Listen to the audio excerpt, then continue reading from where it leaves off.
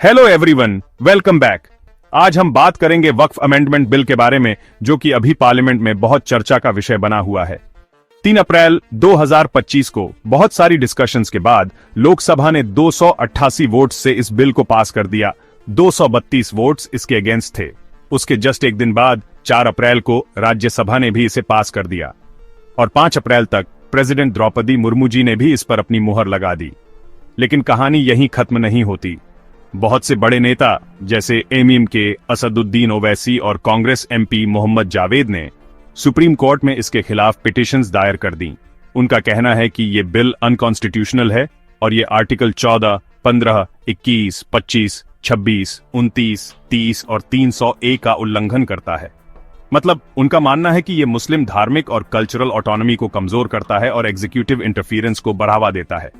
AAP MLA Amanatullah Khan और NGO association for protection of civil rights भी इस मुद्दे पर आगे आए हैं और उन्होंने भी सिमिलर कंसर्न्स उठाए हैं।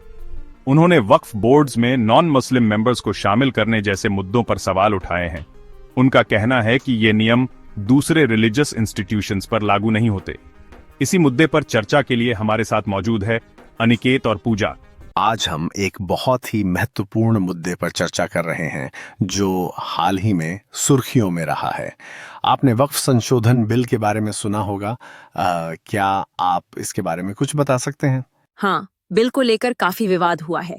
वक्फ संपत्तियों की सुरक्षा और प्रबंधन को लेकर यह बिल लाया गया है, लेकिन इससे कुछ कानूनी और सामाजिक मुद्दे उठ खड़े हुए हैं। सही बात है। सुप्रीम कोर्ट में इस बिल को चुनौती दी गई है। क्या आपको लगता है कि ये मामला CAA की तरह बड़े पैमाने पर विरोध का रूप ले सकता है? निश्चित रूप से कुछ समानताएं हैं।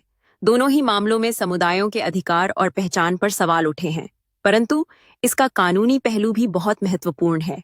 वक्फ संपत्तियों का मुद्दा तो काफी समय से विवादास्पद रहा है।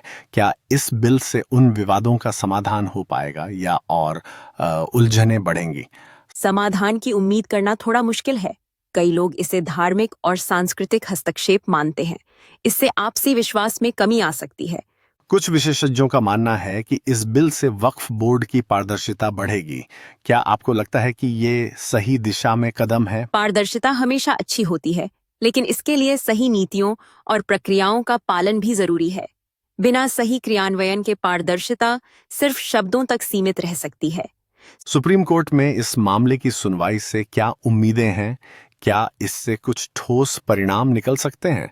न्यायपालिका का निर्णय हमेशा एक महत्वपूर्ण मोड़ होता है। उम्मीद है कि कोर्ट संवेदनशीलता और कानूनी पहलुओं को ध्यान में रखते हुए फैसला करेगा। क्या आपको लगता है कि इस तरह के संवेदनशील मुद्दों पर सार्वजनिक चर्चा और बहस की जरूरत है? बिल्कुल, चर्चा से ही सही समाधान निकलता है।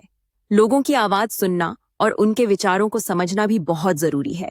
अंत में आपको क्या लगता है कि इस मामले का समाज पर क्या प्रभाव पड़ेगा? समाज में ध्रुवीकरण बढ़ सकता है, लेकिन अगर इसे सही तरीके से सुलझाया जाए तो यह एक सकारात्मक बदलाव भी ला सकता है। संवाद और सहमति की प्रक्रिया जरूरी है। सही कहा। उम्मीद है कि इस मुद्दे का समाधान सभी पक्षों को ध्यान में रखते हुए होगा। आज की चर्चा के लिए धन्यवाद। अब इस बिल के मेन फीचर्स देख लेते हैं। इसका मकसद ट्रांसपेरेंसी और अकाउंटेबिलिटी लाना है, जुडिशियल ओवरसाइट के साथ, और हर साल RSA लाख से ज्यादा कमाने वाले वक्फ इंस्टीट्यूशंस के लिए मैंडेटरी ऑडिट्स भी होंगे। इसका मकसद वक्फ बोर्ड्स में विमेन और नॉन मुस्लिम्स को भी शामिल करना है।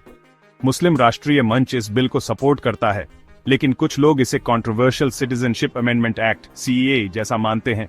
CAA की तरह ही वक्फ बिल पर भी बहुत से लीगल चैलेंजेस किए जा रहे हैं। तो अब आगे क्या होगा? अब जब सुप्रीम कोर्ट इसमें इन्वॉल्व हो गया है तो लीगल बैटल अभी शुरू ही हुई है। क्या यह बिल भी CAA जितना कंट्रोवर्शियल बनेगा? ये तो वक्त ही बताएगा। ज्यादा अपडेट्स के लिए लाइक और सब्सक्राइब करना मत भूलना। मिलते हैं अगली बार।